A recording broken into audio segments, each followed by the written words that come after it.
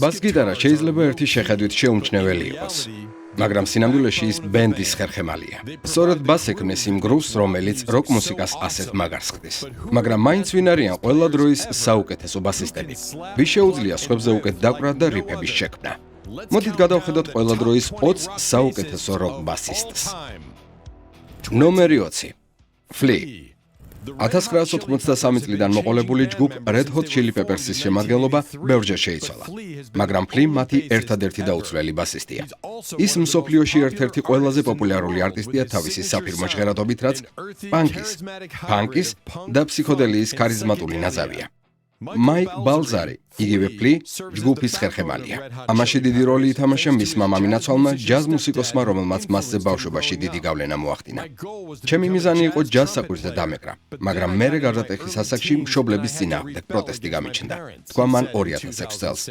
ყველაფერი ლოს-ანჯელესის ფეირფაქსის საშუალო სკოლაში დაიწყო, სადაც Flea თავისი საკულტო სტატუსი მოიპოვა. გარდა პეპერსისა, მას დაკრული აქვს The Mars Voltas 2003 წლის სადებიუტო ალბომში კომატორიუმი და ჯგუფ Anti-Maskში. 2009 წლისთვის კი Tom York-თან ერთად ჩამოაყალიბა Atoms for Peace. მიუხედავად ამ პროექტებისა, ყველას მაინც Red Hot Chili Peppers-ის გამოუყვარს. Red Hot Chili Peppers-ი ეს თავად Flea-ა. უთხრა ფრონტმენმა ენტონი კიდინსმა Rolling Stones 1994 წელს. ის ამ მთლიანობის ისეთი განუყოფელი ნაწილია, რომ წარმოუდგენელია ბენდმა მის გარეშე იარსებოს. მისი საოცარი სცენიური ქარიზმა კი მხოლოდ დამატებითი ბონუსია. დღემდე ის ინდუსტრიის ერთ-ერთ ყველაზე მრავალმხრივ ბასისტად ითვლება. მას ნახავთ ისეთ არტისტებთან, როგორებიც არიან Jane's Addiction, Johnny Cash და Tom Waitsი. ნომერი 19. Steve Harris. გინდათ იცოდეთ, ვინ არის ერთ-ერთი ყველაზე სწრაფი და დახვეწილი ბასისტი მძიმე როკისა და ჰევი მეტალის ისტორიაში?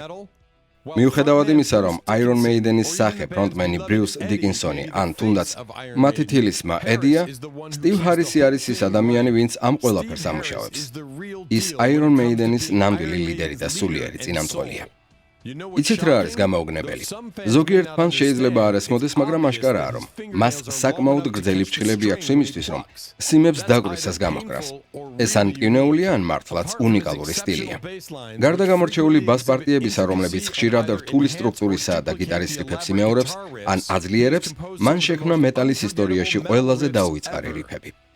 ისეთი კომპოზიციები, როგორიცაა The Trooper, Run to the Hills და Hallowed Be Thy Name, მხოლოდ მისი შექმნილია. გულწრფელად რომ ვთქვათ, ვერ იქნები საუკეთესო თუ არ გაქვს მრავალფეროვანი უნარები და Harris-მა ეს დაამტკიცა როგორც ბასზე დაკვრით, ისე შედევრალური რიფების შექმნით. ის საყოველთაო ცნობილია დაკვრის თავისებური ეგრეთ წოდებული გალოპის სტილით, რაც იდეალურად ჩანს Maiden-ის ისეთ კლასიკად ქცეულ სიმღერებში, როგორიცაა The Trooper და Run to the Hills.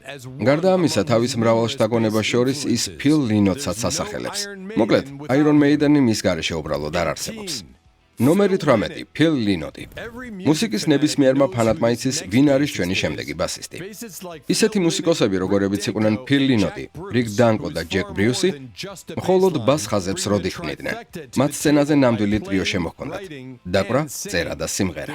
ისინი ქმნიდნენ პოპულარულ ჰიტებს, იყვნენ მთავარი ვოკალისტები და ბენდს ზუსტად იმ იდეალურ საყრდენს აძლევდნენ, რაც ჭირდებოდა. Phil Lynott-ს როკ ხატებს შორის ყოველთვის ექნება თავისი ადგილი. გარდა ვოკალური და კომპოზიციური ნიჭისა და Thin Lizzy-ის ფრონტმენობისა, Lynott-ის ბასზე დაკვრის ტექნიკა მსოფლიო დონისაა. მან აღიარება მოიპოვა მედიატორით დაკვრის სტილითა და იმ ინტენსიური სოლოებით, რომლებიც ჯგუფის ცოცხალი გამოცვლების განუყოფელი ნაწილი იყო. სწორედ Lynott და Thin Lizzy დგანან ისეთი უკვდავი როკ სტანდარტების უკან, როგორიცაა Jailbreak, The Boys Are Back in Town და Cowboy Song. ის უჩვეულო და გაბედული შემსრულებელია. ეჯგარეშია, რომ Lynott-ის ბასი ბევრად უფრო ყურადღების ცენტრშია, ვიდრე სხვა მუსიკოსების, რადგან მან კარიერა ვოკალისტობითა და ტექსტების წერით დაიწყო. მისი ბასხაზები, რომლებიც მძლავრი ტონითა და საკმაოდ ქაოსური, რიტმული სტილით გამოირჩევა, მისივე პიროვნების გაგრძელებაა. ის ძირითადად მედიატორით დაკრულ ტრიოლებს ან მზარდ მერვედ ნოტებს იყენებს, რაც მის დაკვრას, ძალასა და სიზუსტეს მატებს. მისი ტექნიკა ნამდვილად არ არის მშვიდი და დინჯი. სიმღერა Don't Believe a Word მისი მძლავრი და მკაფიო დაკვრის საუკეთესო მაგალითია, სადაც როკ-ენ-როლის სიმძაფრე და მუსიკალური საყრდენი იდეალურადაა შერწყმული. მას უნდა მოусმინოთ, რომ გაიგოთ, როგორია ნამდვილი მუსიკა. ნომერი 17. Thundercat. Thundercat შეიძლება სუპერგმირის სახელს გავდეს და ის, რასაც ეს კაცი აკეთებს, მართლაც არ არის შორს სუპერგმირული საქმიანობისგან. როცა უსმენთ სიმღერებს, რომლებმაც ბოლო 10 წლის განმავლობაში ჰიპ-ჰოპის, ჯაზის, R&B-ის, ელექტრონიკისა და სხვა ჟანრების თანამედროვე სახე შექმნეს, მის სახელს ყველგან გაიგონებთ. ეს მოიცავს Kendrick Lamaris, Janelle Monáe's, Flying Lotus's, Kamasi Washington's, Erykah Badu's, Childish Gambino's-ა და სხვათა ალბომებს. ბასისტი სტივენ ბრუნერი მუსიკალურ ოჯახში გაიზარდა და ადრეულ ასაკშივე აიყვანეს თრაშ-პანკის ლეგენდებმა Suicidal Tendencies-მა.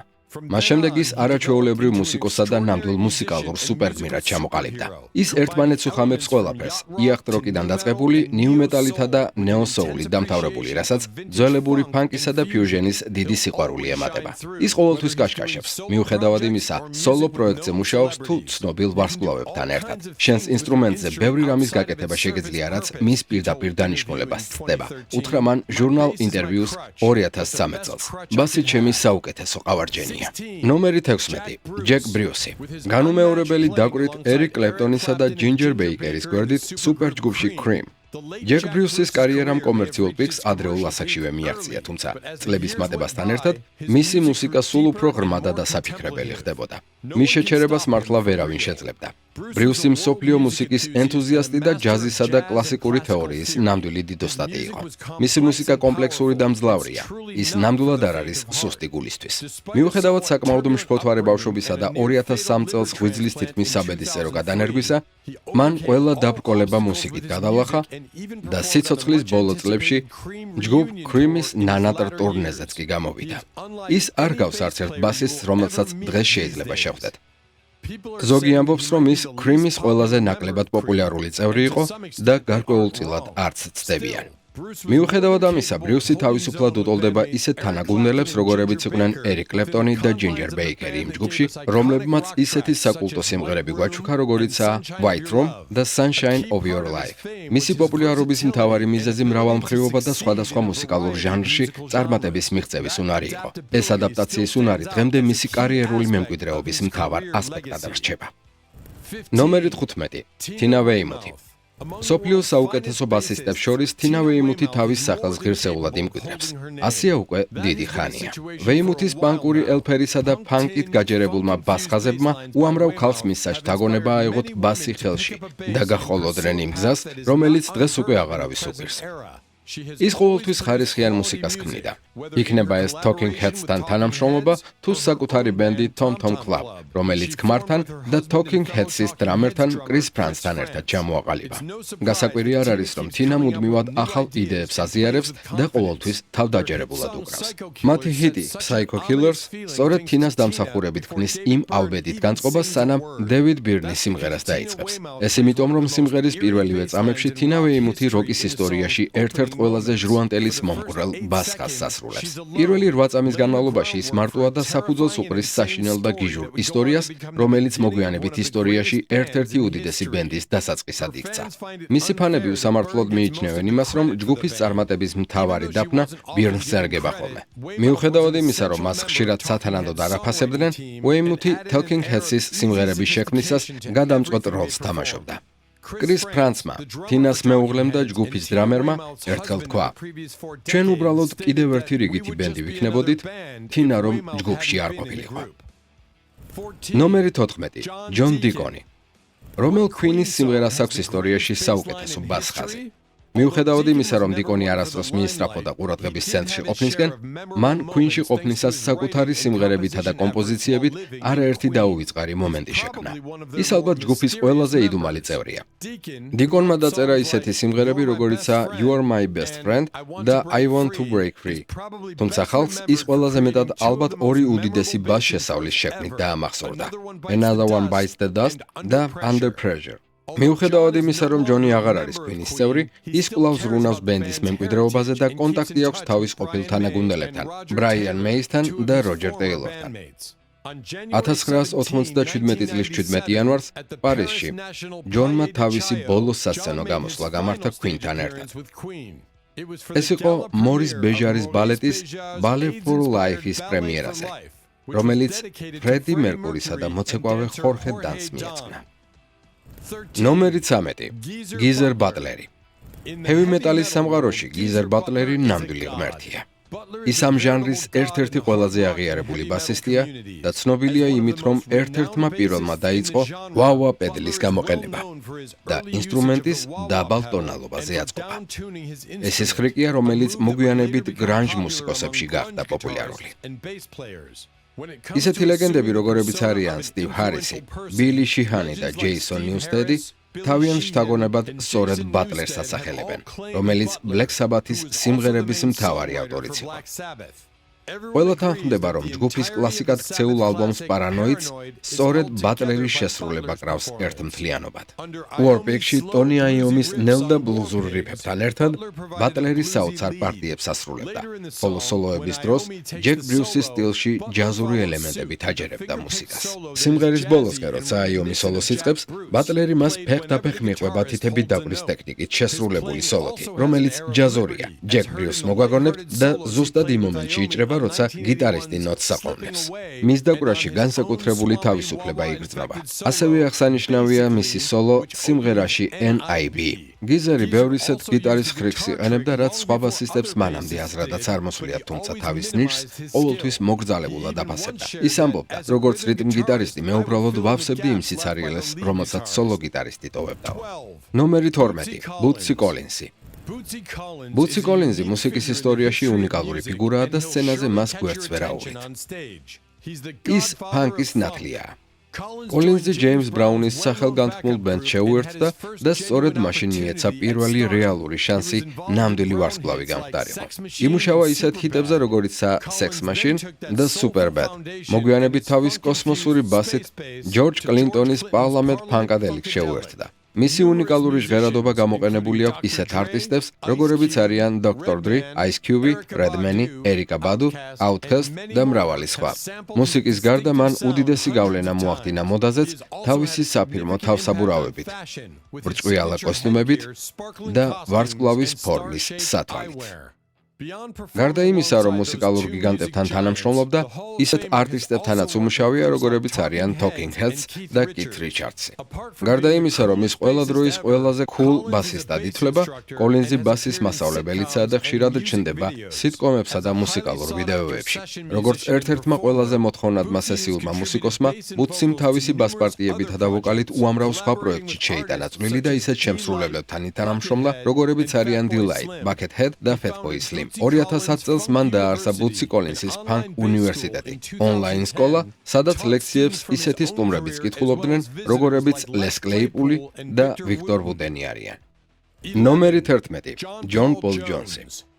მიუხედავად იმისა, რომ 60-იანი წლების ბოლოს ისეთი შთაბეჭდილება შეიქმნა, რომ თითქოს ლედ ზეპელინი არაფრიდან გაჩნდა, სინამდვილეში გიტარისტ ჯიმი პეიჯსა და ბასისტ კლავიშისტ ჯონ პოლ ჯონს ზურგს მრავალწლიანი პრაქტიკა და გამოცდილება უმაგრებდა. ჯონსი მანამდე ისეთი მუსიკოსების ჩანაწერებში უკრავდა, როგორებიც არიან დონოვანი, ჯეკ ბეკი და დასტი სპრინგსფილდი. მანვე გააკეთა სიმებიანი საკრავების არანჟირება Rolling Stones-ის ცნობილი სიმღერისთვის She is a Rainbow. შექმნა ისეთი მძლავრი რიტმები, როგორიცაა The Song Remains the Same და Immigrant Song. ასევე წამყვანი პარტიები სიმღერებისთვის Dazed and Confused და What is and What should be never be. მისთვის პეიჯთან თანამშრომლობა ადვილი აღმოჩნდა. თუმცა მისი კარიერის ალბათ ყველაზე საინტერესო და გასაოცარი მხარე ისაა, რომ მან ფაქტობრივად ორი პროფესია გამოიცვალა. მისი დებიუტი შედგა მაშინ, როცა ის საკულტო როკ ჯგუფ Led Zeppelin-ის ყველაზე ნაკლებად ცნობილი წევრი იყო. დრამერ ჯონ ბონემის გარდაცვალებისა და ჯგუფის დაშლის შემდეგ, ჯონს ბასი კუთხეში არ მიუღებს. ასეთი დონის ბასისტს არ გაჭირვებია გზის გაგრძელება და ისეთ არტისტებთან თანამშრომლობდა, როგორებიც არიან R.E.M. და Foo Fighters.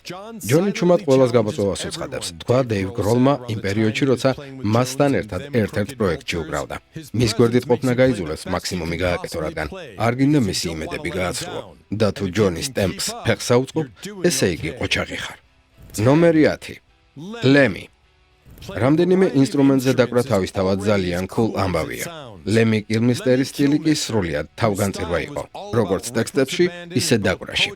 Motorhead-ის ყველაზე ცნობილ სიმღერას Ace of Spades ის სწორედ ბასის თავბრუდამხვევი პარტიით იწყებს. შემდეგ კი როცა მღერის იმაზე რომ წასაგება დაიბადა, ისეთ მელოდიაზე გადადის გეგონება მისი რიკენბაკერი ჰაერში აფრენას აპირებსო. სანამ Motorhead-ს დაარსებდა ის რიტმ გიტარისტი იყო. შემდეგ კი ბასზე გადავიდა space rock band-ში Hawkwind-ი. ლემი მერთხელ ასეთი ცნობილი ფრაზა თქვა: ბასზე დაკვრა იგივეა, რაც გიტარაზე დაკვრა ზედა ორი სიმის გარეშე. მე უბრალოდ დარჩენილ სიმებს ვიყენებ აკორდების სასაწყობად. უცნაურია, მაგრამ ჩვენს საქმეს ასე სჭირდება. მას შემდეგ რაც მავნე ჩვევების გამო ჯგუფიდან გააგდეს, მან თავისი საკუთარი სტილი ჩამოაყალიბა. მეტალიკას გარდაცვლილმა ბასისტმა კლიფ ბერტონმა ერთხელ აღნიშნა: ლემიმ ჩემზე დიდი გავლენა მოახდინა იმით, თუ როგორ იყენებდა distortions. ეს იყო რაღაც სრულიად განსხვავებული, ახალი და ამაღელვებელი. კილმისტერის სტილი გამორჩეული იყო, რითაც ის ყოველთვის ამაყობდა. ეს სტილი იდეალურად ერწყმოდა მის ხრინწიან ხმას და თავისებურ მჭრელ იუმორს. ნომერი 9. Donald Duck Dunny. Donald Dunny გავლენიანი სტუდიური ბენდის Booker T and the MGs თავდაპირველი წევრი არ ყოფილა. თუმცა როცა მან ლუის სტეინბერგი შეცვალა, ჯგუფში ისე ბუნებრივად ჩაეწერა, რომ ბენდმა მაშინვე აკრიფა ტემპი. სწორედ მისი წევრობის დროს ჩაწერეს ოტის რედინგმა, უილსონ პიკეტმა და დუეტმა Sam and Dave თავიანთი ეპოქალური სამხრეთული soul-ის ალბომები. მოგვიანებით დანმა აღნიშნა, ჩემი სტილი უფრო მაშინ გამოჩნდა, როცა მუსიკა უფრო აგრესიული და სინკოპირებული გახდაო. დრამერ ალ ჯექსონთან ერთად მან შექმნა უბადლო და მოქნილი რიტმ სექცია, რომელიც ერთნაირი ოსტატობით ასრულებდა სწრაფ, გოსპელით გაჯერებულ soul-ს, country soul-ს თუ დახვეწილ პოპ ბალადებს. ისეთ ლეგენდარულ არტისტებს, როგორებიც არიან ერიკ კლეპტონი, სტივი ნიქსი, ბილ უიზერსი, ნილ იანგი და სხვა, პატივი იყო დანთან ერთად დაკვრა, რომელსაც ბუცი კოლინსმა ჩვენი მუსიკალური საძირკველის აგური უწოდა. მიუხედავად ამისა, მის მთავარ მიღწევად მაინც ბუკერ ტისთან, სტივ კროპერთან და ალ ჯექსონთან ერთად შესრულებული რევოლუციური ნამუშევრები რჩება, რომლებმაც პოპ მუსიკა სამუდამოდ შეცვალა. ნომერი 8. კლიფ ბარტონი. ბასზე დაკვრის თავისებური მანერით, გაშლილი თმების ქნევითა და კოსმოსური ხომალდის მსგავსი ჟღერადობით, კლიფ ბარტონმა გადამწყვეტი როლი ითამაშა ჯგუფის პირველ სამ ალბომში, რომლებიც დღემდე მეტალის შედევრებად ითვლება. სანამ კლიფს შეხვდებოდნენ, მეტალიკას წევრებს მხოლოდ ერთი რამ სურდათ: ბოლო ხმაზე ეყვირათ და თითების მოსატეხი სისწრაფის თრაშ მეტალი დაეკრათ. საინტერესოა, რომ როდესაც ბიჭებმა პირველად მოკრეს თვალი მის წარმოუდგენელ ბას სოლოს, კლიფი კონკურენტ მეტალ ჯგუფში უკრავდა. ისინი იმდენად მოიხიბლდნენ მისი ნიჭით, რომ კლიფის მოთხოვნით მთელი ჯგუფი ლოს-ანჯელესიდან მის მშობლიურ მხარეში, ბეი არეაში გადავიდა საცხოვრებლად. ბენდში გამოჩენისთანავე ბარტონმა ბიჭებს სულ სხვა მუსიკალური სამყარო გადაუშალა, დაწყებული R.E.M-ით, დამთევრებული ბახით. მან ჯგუფს სრულიად სხვა დონის მუსიკალურობა შესწინა, როდესაც მათ ყველაზე მძლავრ სიმღერებს ბასის ვირტუოზული პარტიები და სიმფონიური ელემენტები დაამატა. სამწუხაროდ ბარტონი მხოლოდ 24 წლის იყო, როდესაც 1986 წელს შვედეთში მოყინულ გზაზე ჯგუფის ავტობუსის გადაბრუნების შედეგად ტრაგიკულად დაიღუპა. ამ შემთხვევამ ის მეტალიკას ლეგენდად აქცია. მიუხედავად ასეთი მძიმე დანაკარგისა, კლიფის გავლენა მუდამ იგრძნობოდა, მაშინაც კი როცა მეტალიკა მსოფლიოს ერთ-ერთ ყველაზე პოპულარულ ბენდად იქცა. ნომერი 7. გედი ალი. გედი ალი ჯგუფ რაშთან ერთად სცენაზე ნამდვილი მულტიტასკერი იყო. ის საოცარი ოსტატობით უხამებდა რთულ ვოკალურ პარტიებს, კლავიშებსა და ფეხით სამართავ სინთეზატორებს, თუმცა, რა თქმა უნდა, ის მაინც ბასზე დაკვრით რჩება ყველაზე ცნობილ მუსიკოსად. სწორედ ბას-გიტარაზე დაკვრის სტილმა აქცია ის ლეგენდად პროგრესული როკის მოყვარულთა შორის. ის იქცა გადამწყვეტ დამაკავშირებელ რგოლად 60-იანების პიონერებს და 90-იანების ინოვატორებს შორის, როგორებიც არიან მაგალითად ლეს კლეიპული და ტიმ კიმერფორდი. რაშის გენიალურობა ყოველთვის მისი სამივე უნიკალური წევრის ნიჭის შერწყმა იყო. გედი ალი მუდამ ბენდის მთავარ სახედ აღიქმებოდა. მიუხედავად იმისა, რომ მისი საფირმო კონტრტენორი ვოკალი მისი ყველაზე ცნობადი ნიშანია, ალი ყოველთვის ვირტუოზულად ფლობდა ბასის სიმებს და ამას რაშის დაშლის შემდეგაც აგრძელებს.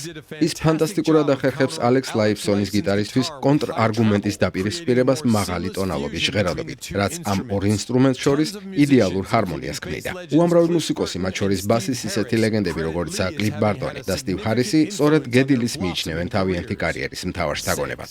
ნომერი 6. დაფ მაკეგანი. დაიჯერებდით, რომ სანამ Guns N' Roses შეუერთდებოდა, დაფ მაკეგანს ბას-გიტარისტვის ხელიც კი არ ჰქონდა მოკიდებული. სიმართლე გითხრათ, ცოტა მეაჩვევა. მიუხედავად იმისა, რომ მაკეგანი ყველაზე მეტად სწორედ Guns N' Roses ბასისტობითაა ცნობილი, მისი მუსიკალური გზა ბევრად უფრო ვრცელია. ლოს-ანჯელესში გადასვლამდე ის არაერთ ბენდში უკრავდა დრამსა და გიტარაზე. თუმცა ამ ინსტრუმენტებისადმი სიყვარული რამდენიმე კონკრეტულმა ბასისტმა გაუღვიძა. ის სიეტლის 80-იანი წლების ადრეულ პანკ სცენაზე გაიზარდა და სწორედ ამ გამოცდილებამ და მისმა ნედლმა დაკვრის მანერამ შესწინა დამახასიათებელი აგრესიული ჟღერადობა ისეთ სიმღერებს, როგორიცაა It's So Easy და You Could Be Mine ფილმიდან ტერმინატორი 2. ინსტრუმენტის დასაუფლებლად მაკეგანი გულმოდგინედ სწავლობს ლემის, პრინსისა და ჯონ პოლ ჯონსის ბას-ხაზებს. თუმცა ყველაზე მოულოდნელი მაინც პოსტ-პანკ ჯგუფ მაგაზინის ბასისტის ბარი ადამსონის გავლენაა. ნომერი 5. ჯეიმს ჯემერსონი. მოთაუნის ლეგენდების სია უსასრულოა და ჯეიმს ჯემერსონს იქ ნამდვილად საპატიო ადგილი უჭირავს. სწორედ ჯემერსონია მოთაუნის საფირმო ჟღერადობის შემოქმედი. მისი ინოვაციური და ტექნიკურად სრულყოფილი დაკვრის დამსახურებაა იმ ბას პარტიების დიდი ნაწილი, რომლებიც ლეიბლის ოქროს ხანაში პოპ მუსიკაზე მათი დომინირების დროს ჩაიწერა. 60-იან 70-იან წლებში ის ერთ-ერთი ყველაზე ცნობილი და პატივსაცემი სესიური ბასისტი იყო. თუ ჩვენი არ გჯერათ მოусმინეთ ისეთ კლასიკას, როგორიცაა You Cannot Hurry Love, My Girl და მრავალი სხვა. მის მიერ კლასიკურ ალბომებში შეტანილი წვლილი ჩამოთვლა შორს აგვიყვანს. თუმცა მისი რამოდენიმე გამორჩეული ჰიტია The Temptations' My Girl, რომელიც პოპ მუსიკაში ყველაზე მოთხოვნადი იყო თავისი ყველაზე ცნობადი ბას-ხაზის წყალობით. ასევე Gladys Knight's I Heard It Through the Grapevine, სადაც ის ფორტეპიანოს რიტმს ცოცხალ კონტრაპუნქტს უპირისპირებს და Marvin Gaye's What's Going On, რომელიც ჯემერსონის ჰიპერმელოდიური ნიჭის პიკია. ბობ ბაბიტმა, რომელმაც ასევე შეიტანა წვლილი ამ ალბომში, თქვა: ჯეიმსი იმაზე შორს წავიდა, ვიდრე ბასისტები ჩვეულებრივ აკეთებენ. მან შეცვალა ბასზე დაკვრის მიმართულება. თავიდან რისკავდა და საკუთარ თავს თავისუფლებას აძლევდა. შემდეგ ეს ყველაფერი მისთვის სრულიად ბუნებრივი გახდა. ნომერი 4. Carol Kaye. Carol Kaye-ისთვის ადვილი არ ყოფილა გამხდარიყო ყველა დროის ყველაზე ხშირად ჩაწერილი ბასისტი. მას 50-იანი წლების ჯაზ კლუბებში მოუწია კბილების გამოჩენა, რათა ისეთ ლეგენდებს შეხვედროდა, როგორიც სემ კუკია. ამის შემდეგ მის ანგარიშზე 10,000-ზე მეტი ჩანაწერი დაგროვდა.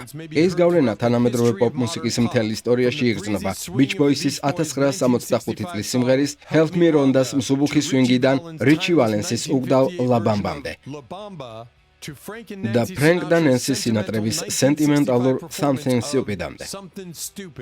აღარაფერს ვამბობ უამრავ ფილმსა და ტელეშოუზე, რომელთაც მან თავისი გამორჩეული ფანკური ხერხემალი შესწინა. მაგალითად, ბეტმენი და მისია შეუსრულებელია. თავისი ინტუიციური სტილის შესახებ მან Journal for Bass Players Only-სთან ისაუბრა. თავიდან გიტარისტი ვიყავი და ვფიქრობდი, ღმერთო, ბასის პარტიები რა მარტივი ყოფილა მეთქი, რასაც ჩემი ცნობილი პარტნიორებიც ეთანხმებოდნენ. ბრაიან უილსონის შესახებ მან 2011 წელს თქვა: ის ჩემი ბასის ხმას მიქსებში ყოველთვის წინ წამოსწევდა ხოლმე. სიმღერა California Girls-ში ზოგ მომენტში ბასის გარდა თითქმის არაფერი ისმის. მიუხედავად ამისა, მას არასოდეს დავიწყებია თავისი ფესვები, ჯაზი და ბიგ ბენდი. თუმცა 50-იანი წლების ბოლოდან ის ყველაზე მოთხოვნად სესიურ მუსიკოსად იქცა. 50-წლიანი კარიერის განმავლობაში Kaye's ბასი ჟღერდა ისეთი სუპერვარსკვლავების გვერდით, როგორებიც არიან Quincy Jones-ი, ბრაიან უილსონი და ფილ სპექტორი. ნომერი 3. Les Claypool.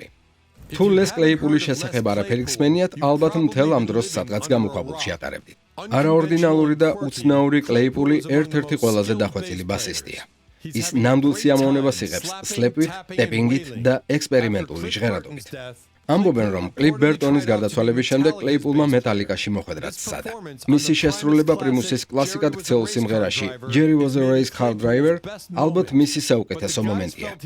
თუმცა მეტალიკას ბიჭებმა ჩათვალეს, რომ ის ზედმეტად კარგიც კი იყო ამ პოზიციისთვის. ლესიც მიხვდა, რომ იქ თავისი რეალური შესაძლებლობების სრულად გამოვლენას ვერ შეძლებდა. ლოს-ანჯელესის ირგვლივ უამრავი თრეშ-ფანკ ბასისტი იყო, მაგრამ Les Claypool მაშინვე გამოირჩა ამ გაბრაზებული მუსიკოსების ბრბოდან. პრიმუსის ლიდერი ბას უფრო მეტად სოლო ინსტრუმენტად იყენებდა, ვიდრე რიტმ სექციის ნაწილად. ის სიმღერებს სხვადასხვა ტექნიკით აცოცხლებდა. იქნებოდა ეს ელვისებური სტრიმინგი თუ მარცხენა ხელით გრიფზე შესრულებული თავბრუდამხვევი ტეპინგი. მან ერთხელ აღნიშნა, როცა ვიწყებდი გადავწყვიტე 3 თითით დამეკრა. ფიქრობდი ასე უფრო სწრაფი ვიქნებოდი, რადგან ბევრი მხოლოდ 2 თითს იყენებდა. მიუხედავად იმისა, რომ მისი დაკვრა საოცრად მძლავრია, მასზე დიდი გავლენა მოახდინეს ბუცი კოლინზმა და კაპიტანმა ბიფარტმა. მისი ჟღერადობა იმდენად მრავალფეროვანია, რომ იდეალურად ერწყმის მისსავე მეკობრულ სიმღერებს, მითოსურ მეთევზეებზე, ალფა მამალკატებსა და საშიშ მთიელებზე. თავის შემოქმედებაში მან ყველაფერი გააერთიანა. ახლო აღმოსავლური რაგიდან დაწყებული, მეტალის რიფებით დამთავრებული. ისეთ სუპერჯგუფებში მონაწილეობამ, როგორიცაა Oysterhead, მისი იმპროვიზაციის უნარი კიდევ უფრო დახვეწა. ხოლო შონ ლენონთან ამჟამინდელი თანამშრომლობა საშუალებას აძლევს პროგრესულ ფსიქოდელიური ექსპერიმენტები ატაროს. ნომერი 2. პოლ მაკარტნი. პოლ მაკარტნი ნამდვილად იმსახურებს ადგილს ამ სიაში. საერთოდ რთულია მას რომელიმე სფეროში დაუფასებელი უწოდო. თუმცა მიუხედავად იმისა, რომ როგორც ვოკალისტმა და კომპოზიტორმა უდიდესი აღიარება მოიპოვა, მისი ბასისტური ნიჭი ხშირად მაინც ჩრდილში რჩება. მან ბას-გიტარა 1961 წელს ჰამბურგში მას შემდეგ აიღო ხელში, რაც სტივ სატკლიფმა ბიტლსი დატოვა. მაკარტნიმ ისტორიკოს ბარი მაილს უთხრა. არსებობს თეორია, თითქოს მე განგებ გავაგდეს სტივის ჯგუფიდან, რომ ბასისტის საპატიო ადგილი დამეკავებინა. დაივიწყეთ, იმ დროს ბასზე დაკვრა არავის უნდოდა. ეს გადაწყვეტილება ნამდვილად იღვალი აღმოჩნდა. მან ინსტრუმენტს თავისი ხასიათი შესწინა, განსაკუთრებით მას შემდეგ, რაც თავისი ცნობილი ჰოფნერი რიკენბაკერით შეცვალა 60-იანი წლების მეორე ნახევარში. მიუხედავად იმისა, რომ წლების განმავლობაში მისი ინტერესი ამ 4-სიმიანი ინსტრუმენტის მიმართ ყოველთვის თვალშისაცემი არ იყო, მას არასოდეს შეუწყვეტია ახალი თაობების დაგონება. 1970 წლის შემდეგ მაკარტნი დროს არ ჩამორჩენია და დისკოს ეპოქაში კი საოცარი გროვით შემოვიდა ისეთი სიმღერებით, როგორიცაა Silly Love Songs და Good Night Tonight. მისი მელოდიური სტილი ბევრწილად მოთაუნის ბასისტის ჯეიმს ჯემერსონის დამსახურებაა, რომელსაც პოლი თავის მთავარ შთაგონებად მიიჩნევს. მაკარტნის ნიჭი ხშირად იჩრდილება მისი მიღწევების ფონზე. ორივე შემთხვევაში, როგორც ბიტლზის წევრი და როგორც ინდივიდუალური შემსრულებელი. თუმცა ნებისმიერმა მუსიკის მოყვარულმა იცის, რა დონის კომპოზიტორი იყო და არის ის.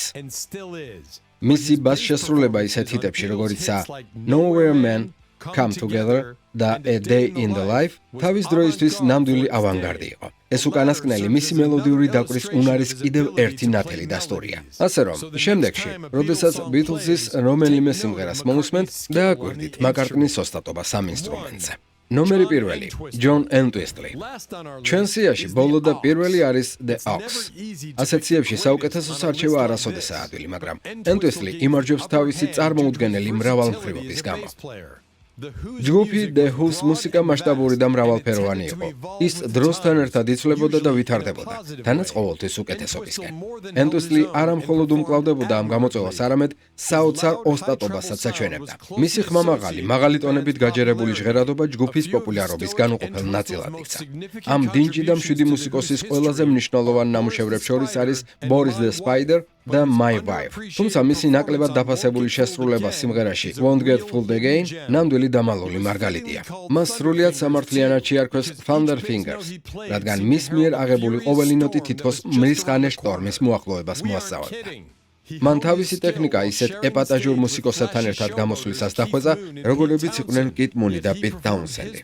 მიუხედავად ამისა, თავის პარტიებს ისეთი ელეგანტურობითა და სიმსუბუქით ასრულებდა, როგორც მანამდე არავის სმენოდა. მარტივად რომ ვთქვათ, მან ბასის სოლო ინსტრუმენტად აქცია და ისევე კარგად დააჟღერა, როგორც ნებისმიერი გიტარა. მიუხედავად იმისა, რომ მისი დაკვრის სტილის გამეორება პრაქტიკულად შეუძლებელია, მისმა სოლომ სიმღერაში My Generation უამრავ მოზარდს გადააწყვეტინა ბას-გიტარისტობა. რაშის ლის თქმით, ენტვისტლი სავარაუდოდ ყველა დროის უდიდესი როკ ბასისტი იყო. მან გაბედა ბასის როლი და ჟღერადობა სულ სხვა სიმაღლეზე აიყვანა და თავისი წარმოუდგენელი ნიჭი მთელი სისრულით ეჩვენებინა. აი ამას ქვია ნამდვილი შთაგონება. ასე და ამგვარად, ჩვენი ყველა დროის 20 საუკეთესო როკ ბასისტის სია დასრულებულია. მოხდა თქვენი რჩეული მუსიკოსი ამ სიაში? თუ გამოგჩა ვინმე, ვინც ნამდვილად იმსახურებს აქ ყოფნას? გაგვიზიარეთ თქვენი აზრი კომენტარებში. გმადლობთ რომ გვიყურეთ. გახმოვანებულია ვინილიჯის მიერ.